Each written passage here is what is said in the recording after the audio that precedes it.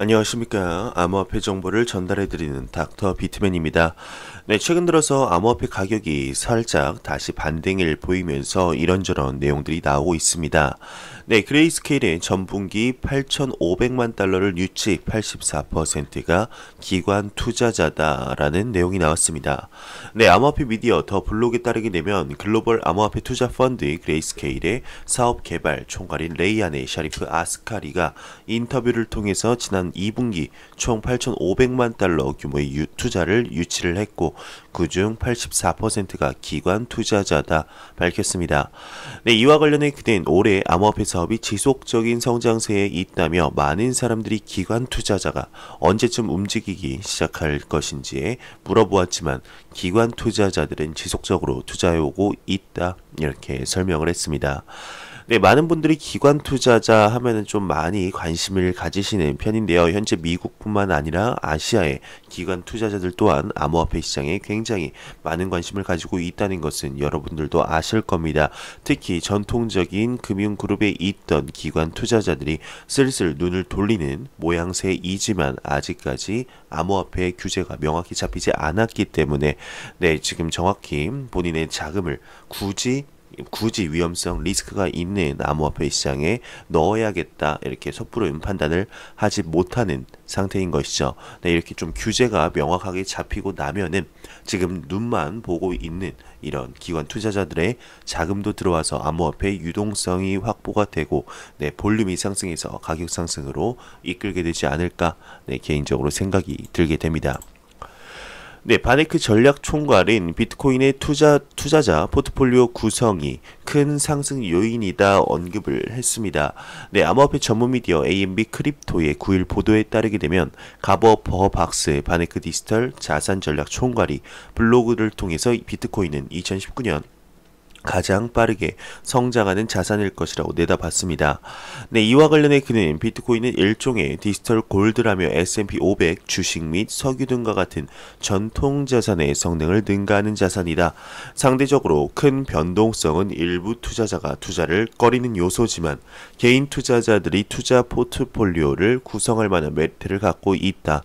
이는 비트코인의 큰 상승 요인이 될 수 있다라고 설명을 했습니다. 네, 지금 비트코인을 많은 투자자분들께서 포트폴리오에 추가를 하고 있죠. 네, 일부 인플루언서나 일부 암호화폐 유명 인사들은 기관 투자자들에게까지 이제 비트코인을 무조건 가지고 있어야 된다. 포트폴리오에 몇 퍼센트 정도는 비트코인을 가지고 있는 것이 자신의 자산을 증대시키는데 꼭 필요로 할 것이다 라고 언급을 하고 있는 중입니다. 네, 과연 어떻게 되게 될지 비트코인 이러한 모습들을 계속해서 보여줄 수 있을까요? 네, 필라델피아 연방준비은행 총재가 중앙은행의 디지털 통화 발행은 필연적이다 언급을 했습니다. 최근 들어서 중앙은행의 디지털 통화 발행 즉 CBDC에 대한 언급들이 계속해서 나오고 있죠. 네, 과연 오늘은 필라델피아 연방준비은행 총재가 어떤 발언을 했을지 보도록 하겠습니다. 네, 패트릭 하커 미국 필라델피아 연방준비은행 총재가 연방준비은행을 포함한 중앙은행이 디지털 화폐를 발행하기 시작했다는 것은 필연적이라고 주장을 했습니다. 네, 하커 총재 같은 경우는 연방준비은행이 자체적으로 실시한 결제 시스템 패드나우를 구축하기로 한 결정에 대한 의견을 묻는 질문에 솔직히 미국이 그러한 일을 하는 첫 번째 국가가 돼서는 안 된다 생각한다고 경고하면서도 그러한 움직임은 필연적이다 밝혔다고 합니다. 약간 모순되죠. 네, 지난 8월 연방준비은행은 패드나우를 도입하겠다고 발표했었습니다. 네, 패드나우는 365일 24시간 이용 가능한 은행 간 실시간 결제 시스템인데요. 네, 이것과 관련해 이제 리플과 많이 연관된 것이 아니냐 이런 얘기들도 많이 나왔었습니다. 네, 연방준비은행은 2023년 또는 2024년 출시를 목표로 패드나우를 개발 중이라고 하는데 연방준비은행은 패드나우는 금융기관이 그들의 고객에게 처음부터 끝까지 엔드투엔드의 더 빠른 결제 서비스를 제공하는 데 기여할 것이라고 설명을 하면서 하커 총재 같은 경우는 본인은 그 후 패드나우 출시 후 5년을 보고 있다며 그 다음은 디지털 통화와 관련된 것이 나올 것이라 생각한다 이렇게 언급을 했네요. 네, 지난 6월에는 제롬 파월 연준 의장이 디지털 통화를 초창기라고 설명하면서 연방준비은행은 그것과 거리가 멀다라고 언급을 했는데, 다른 연방준비은행의 임원들도 이제 중앙은행이 디지털 통화를 발행하는 것에 이익에 대해 명확하지 않다 전했었습니다. 네, 하커 총재 같은 경우는 지금은 연방준비은행 내에서 자신의 견해가 소수에 있다라고 인정을 했는데, 네, 그러나 연방준비제도의 직원들은 이 문제에 대해 연구를 시작을 하고, 그는 내년 초학자들을 위한 소규모 연구 회의 개최를 계획하고 있다, 이렇게 언급을 했습니다. 네, 정말 IMF의 이제 전 총재였던 크리스틴 라가르드의 말처럼 되고 있습니다. 이 CBDC 디지털 화폐는 세계적인 흐름이 된 것 같네요. 더 이상 막을 수가 없습니다. 억지로 막을래야 막아지는 게 아니죠. 네, 요것은 점점 확대되고 커질 것입니다. 그리고 리브라가 조금 더 이렇게 빠르게 다가오게 이런 시기를 만들게 되지 않았나 생각이 드는데, CBDC 점점 많은 국가들에서 국가 정부 발행의 CBDC가 점점 늘어나게 되면은 미 달러가 이제 기축통화로서의 입지가 점점 작아지게 될 텐데요. 아까 말한 필라델피아 연방준비은행 총재가 언급한 바가 이거에 대한 얘기가 아닐까 생각이 들게 되네요. 네, 미 국세청에서 암호화폐 납세 가이드라인을 발표를 했습니다. 네, 암호화폐 전문 미디어 코인데스크에 따르게 되면 미국 국세청이 5년 만에 처음으로 암호화폐 보유에 따른 세금 계산 가이드라인을 발표했습니다. 네, 미디어는 이와 관련해서 지난 2014년 IRS가 초기 발표한 가이드라인은 많은 문제점을 남겼고, 그 후 암호화폐 시장은 점점 복잡해졌다며, 이번에 발표된 가이드라인은 암호화폐 포크에 의해 발생한 세금 부채, 소득으로 취급된 암호화폐를 평가하는 허용 가능한 방법 및 암호화폐를 매도 시 과세 소득을 계산하는 방법에 대해 다루고 있다 설명을 했습니다. 네, 앞서 지난 5월 찰스 레티그 미국 국세청장이 미국 국세청이 2014년 이후 최초로 암호화폐 납세 가이드라인을 작성 중이다라고 밝힌 바 있다고 하는데요. 네, 거의 이번에 미국 국세청이 암호화폐 납세 가이드라인을 발표. 네, 이 가이드라인이 암호화폐 시장에 어떠한 영향을 미치게 될까요? 네, 지켜보도록 하겠습니다. 네, 그럼 코인마켓캡에서 가격 한번 보고 다음 기사로 넘어가도록 하겠습니다. 현재 비트코인 같은 경우는 4% 상승하면서 1030만원대, 이더리움이 6.27% 상승하면서 23만 1000원대, 리플 XRP가 1.28% 상승하면서 337원대를 보여주고 있습니다. 네, 비트코인 더미넌스 같은 경우는 전날에는 66.2%였는데 소폭 상승한 66.6%를 보여주며, 네, 매우 강력한 암호화폐의 비트코인 시가총액 점유율을 확인할 수가 있죠. 알트코인의 대상승장을 기대하기 위해서는 40% 아래로 내려가야 할 텐데, 네, 언제쯤 내려가게 될지 한번 보도록 하겠습니다. 네, 사이먼 모리스가 리브라 협회 제품 총괄을 사직했다고 합니다. 네, 암호화폐 미디어 코인텔레그래프에 따르게 되면 리브라의 이제 협회의 제품 총괄이죠. 사이먼 모리스가 리브라 프로젝트에 합류한 지 5개월 만에 사직을 했다고 합니다. 네, 사직 사유는 아직까지는 알려지지는 않았는데 대충 어떤 느낌인지 여러분들도 감이 오실 겁니다. 지금 사이먼 모리스뿐만 아니라 이제 리브라의 임원들도 슬슬 퇴직을 하고 있고, 그 페이팔도 이제 탈퇴를 했죠. 리브라 컨소시엄에 탈퇴를 했는데, 지금 비자나 마스터카드 다른 기업들도 페이팔의 탈퇴에 의해서 조금씩 마음이 흔들리는 모양새입니다. 어제는 미국의 상원 의원이 그 결제 기업들에게 리브라에서 탈퇴해라라고 압박을 직접적으로 서신을 보냈었는데, 참 리브라 힘이 드는 것 같습니다. 리플의 CEO 또한 지금 그 리브라가 2022년 말까지, 2020년 아닙니다. 네, 2022년 말까지 절대로 이렇게 런칭하지 못할 것이다라고 언급을 했는데, 이러한 와중에서도 리브라 같은 경우는 최신 성과 결과 발표를 계속해서 하려고 노력 중이죠. 참 리브라 대단한 것 같습니다. 이러한 전 세계의 문매, 그리고 많은 임원들, 그리고 컨소시엄의 기업들이 탈퇴하는 상황에서도 본인들이 하려는 바를 계속해서 꾸준히 쭉 밀고 나가서 내년 하반기까지 정식 출시 런칭을 했으면 좋겠습니다. 네, 이와 관련해서 이제 마크 저커버그가 직접 나선다는 소식입니다. 마크 저커버그 페이스북 CEO가 미 하원금융위원회에서 리브라 관련 청문회를 증언한다고 합니다. 네, 암호화폐 전문 미디어 코인데스크가 마크 저커버그 페이스북 최고 경영자는 이달 말에 미국 국회의원들 앞에서 리브라 암호화폐 프로젝트를 대변할 것이라고 전했습니다. 네, 미디어에 따르게 되면은 이와 관련해 미 하원 금융위원회가 저커버그는 오늘 23일 페이스북의 실태조사와 금융서비스 및 주택 부문에 미치는 영향이라는 청문회에서 증언할 것이고 그가 유일한 증인이 될 것이라고 발표한 것으로 나타났습니다. 네, 이에 페이스북 대변인은 이제 저커버그는 의원들의 질문에 답하고 증언할 것을 기대하고 있다라고 이렇게 얘기를 하고 있는데 네, 과연 어떻게 될까요? 네, 어떻게 될지 좀 지켜봐야 될 것 같습니다. 네, 마크 저커버그가 직접 나오게 되면은 아무래도 조금은 달라지겠죠. 얼마나 답답했으면은 본인이 직접 나설까요?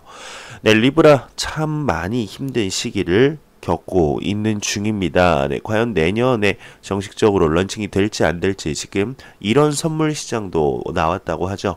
2020년 안에 리브라가 정식 출시를 할 것 같냐, 안 할 것 같냐에 이제 베팅을 하는 이런 선물 시장까지 나왔습니다. 참 사업적인 머리가 잘 굴러가는 것 같은데 과연 여러분들은 한국에 그런 서비스가 열렸다면 어디에 베팅을 하시겠습니까? 네, 저 같은 경우는 아마 그래도 공식적으로 정식적으로 나올 것 같다, 런칭 될 것 같다에 베팅을 할 것 같네요. 네, 미 SEC가 비트코인 ETF에 대해서 대답을 했습니다. 하지만 네, ETF 제안을 거절했다는 소식이네요.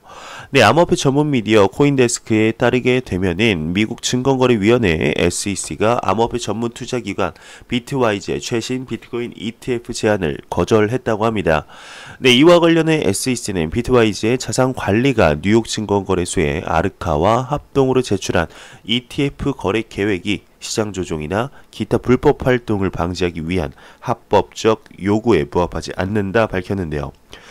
네, 비트와이즈는 지난 1월 뉴욕 증권거래소 아르카의 ETF 제안을 먼저 제출해 개인 투자자에게 감독받은 비트코인 ETF 투자 상품을 제공하기 위한 절차를 진행한 바 있습니다. 네, 아울러 바네크 및 솔리드X는 지난달 비트코인 ETF를 철회한 것으로 알려졌죠. 참 안타까운 소식입니다. ETF가 이제는 거절을 당했습니다. 연기가 아니죠. 네, 거절을 당한 것입니다. 참 마음이 아픈데요. 네, 과연 다음에도 이제 계속해서 비트코인 ETF를 제안을 할 것입니다. 계속해서 올릴 텐데 한 내년이나 한 2021년까지는 그래도 승인이 되진 않을까. 내년까지는 2020년까지는 마음을 ETF에 대한 마음을 조금은 놓아놔야 되지 않을까 싶습니다. 2018년 안에는 승인이 될 것으로 보였던 비트코인 ETF가 2019년까지 계속 밀리면서 오늘 드디어 거절이 당했네요. 네, 드디어라고 말하기도 좀 그런데 참 마음이 아픕니다. 네, 과연 내년까지는 어떤 식으로 진행이 되게 될지 암호화폐의 규제가 명확하게 밝히고 인식이 조금은 바뀌어야지 ETF에 대한 승인 가능성도 높아지지 않을까 생각이 듭니다. 네, 남아프리카 핀테크 기업 자고가 XRP 거래 특화 거래소를 출시했다고 합니다.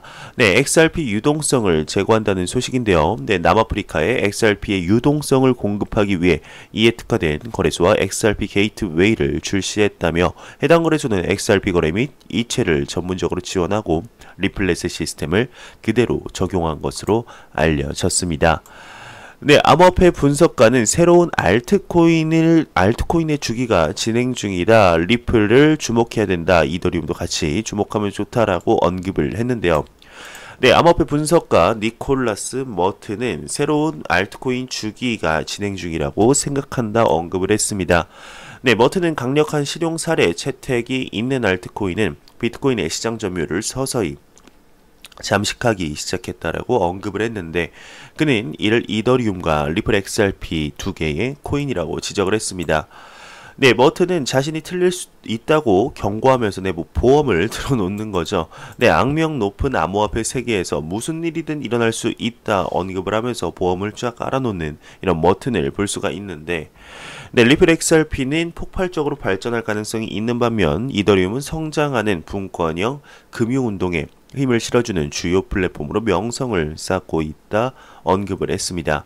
네, 이더리움이 정 범위를 넘어서기 시작한 것으로 보이는데, 네, 그럴 때 많은 사람들이 이번 랠리가 정말 큰 랠리가 될 것이라고 이야기를 하면서 2019년 5월에 본 상승을 얻을 수 있다. 이더리움은 실제로 그것에 대해 많은 근본적인 발전이 진행되고 있다며 데피에 대해 연구하는 것을 추천한다 언급을 했습니다. 네, 최근 들어서 이제 소폭 알트코인들이 상승을 하면서 이런저런 얘기들이 많이 나오고 있는데요. 네, 리플 XRP가 비트코인에 대해서 대항한다 이런 내용도 많이 나오고 있습니다. 네, 지금 나오는 내용도 좀 비슷한 내용인데요. 트위터 이용 분석가들이 비트코인 대비 XRP 강세를 주장하고 있습니다. 네, 2019년 이제 리플은 비트코인 대비 더 큰 폭의 하락을 하면서 암호화폐 영역에서 위축되고 있는 것도 사실이죠. 시가총액 3위 암호화폐 리플은 올해 들어 지금까지 63% 이상 하락을 했습니다. 네, 하지만 리플의 회복을 전망하는 의견이 다수 등장하고 있는데요. 암호화폐 트레이더로 유명한 몇몇 트위터들이 비트코인 마켓에서 리플의 선전을 전망하며 본인의 생각을 공유하고 있다고 합니다. 네, 16만 명이 넘는 팔로워를 보유한 크립토독 같은 경우는 본인의 트위터에서 리플이 비트코인을 물리칠 시기가 다가오고 있음을 설명을 했다고 하는데요. 네, 크립토독만이 리플에 대해 좋게 보고 있는 것은 아니라고 합니다. 또 다른 암호화폐 전문가 갤럭시 같은 경우는 170%에서 4600%의 상승률을 보일 것이다 라고 전망을 했고, 그는 트윗에서 주간 차트에서 MACD 크로스오버 뒤에는 대부분 강세장이 연출됐다 이렇게 밝혔습니다. 네, 20만 명이 넘는 팔로워를 거느린 트레이더 루크 마틴 역시 리플에 대해 최근 강세 의견을 내놓았고, 그는 단기적으로 XRP 비트코인 기준 4,000사토시까지 상승할 것이라고 주장을 했는데요. 현재 3,300사토시 부근에서 거래되고 있는 것을 감안하면 약 20%가량 높은 가격이라고 합니다. 네, 그러면 스트레이드 SG 같은 경우는 자신의 강세 이유로 드는 차트를 설명하지는 않았지만, 하지만 그는 실제로 거래를 시작했다 알려지면서 그는 이미 자신의 목표가는 도달했고 더 상승할 여지가 있다 설명을 했습니다. 네, 지금까지 밝힌 암호화폐 트레이더들의 의견은 빙산의 일각일 뿐입니다. 네, 만약 당신이 암호화폐 전문가들의 트위터를 더 살펴보면 리플의 강세를 주장하는 더 많은 의견들을 찾을 수가 있다며 기사가 마무리되고 있습니다. 네, 최근 들어서 알트코인의 상승장이 다시 올 것만 같은 이러한 분위기 기조가 흐르고 있는데요. 네, 과연 어떻게 진행이 되게 될까요? 네, 암호화폐 거래소 코인필드 또한 XRP 대장에 근거한 대형 프로젝트를 준비 중이라고 합니다. 15일 일부 공개한다고 하는데요. 네, 유럽, 아시아, 중동, 아프리카 등 세계 100개국에서 서비스를 제공하는 캐나다의 암호화폐 거래소 코인필드는 XRP 대장을 기반한 독자적인 대형 프로젝트에 착수했다고 합니다. 네, 이 회사의 팀이 과거 반년간을 구상하고 온 것으로 한층 더 자세한 정보는 10월 15일 추가 공개될 예정이라고 하는데, 네, 11월 8일에 몰타에서 열리는 AI 블록체인 서밋에서 프로젝트의 세부 사항도 공식 발표할 예정이라고 합니다. 네, 이 서밋에는 회사 CEO가 기조 연설도 실시하게 되어 있다고 하는데요. 예, CEO 밤 라스 같은 경우는 이 새로운 생태계 시스템은 XRP 대장 위에 구축된 중에서도 가장 세련된 것으로 가장 활용적인 것이다. 암호화폐 업계에 있어서도, 그리고 XRP 블록체인 대규모 보급을 목표로 하는 데 있어서도 큰 걸음이 되고 있다, 믿고 있다라고 언급을 하고 있습니다. 네, 그러면서 어제도 나왔던 리플에 관한 소식인데 오늘도 나와서 한 번 더 가져와 봤습니다. 세계에서 세 번째로 큰 핀테크 기업 피나스트라가 리플렛에 합류했다는 소식이죠. 네, 10월 9일 리플은 세계 3위 핀테크 회사인 피나스트라와의 파트너십을 발표했습니다. 네, 이 협력을 통해서 피나스트라의 고객은 리플의 글로벌 결제 네트워크인 리플렛에 더 빠르고 저렴하고 더 신뢰할 수 있는 국경 간 결제에 접근할 수 있게 되었는데요. 네, 리플의 블로그 게시물에 따르게 되면 이번 협력으로 피나스트라 고객들은 200개가 넘는 리플렛 회원들과 거래를 할 수 있게 될 것이며, 리플의 고객들은 피나스트라의 방대한 글로벌 발자취를 접할 수 있게 될 것이다 언급을 했습니다. 네, 리플의 수석 부사장 마커스 트레셔 같은 경우는 다음과 같이 언급을 했는데요. 네, 우리는 많은 고객들에게 리플의 기술을 제공하기 위해 피나스트라와 같은 미래지향적인 회사와 제휴하게 되어 매우 기쁘다며, 피나스트라 같은 경우는 이미 확립된 핀테크 플레이어로 세계 최고의 은행들 대다수와 함께 일한다, 이렇게 칭찬을 계속해서 했네요. 네, 피나스트라 같은 경우는 지금 연간 19억 달러의 수익을 올리고 있고 약 10,000명의 직원, 금융 소프트웨어에 초점을 맞추고 있습니다. 전 세계 9,000개 이상의 은행과 기타 금융기관을 고객으로 보유하고 있을 만큼 전 세계에 정말 세 번째로 큰 핀테크 기업이라고 보시면 됩니다.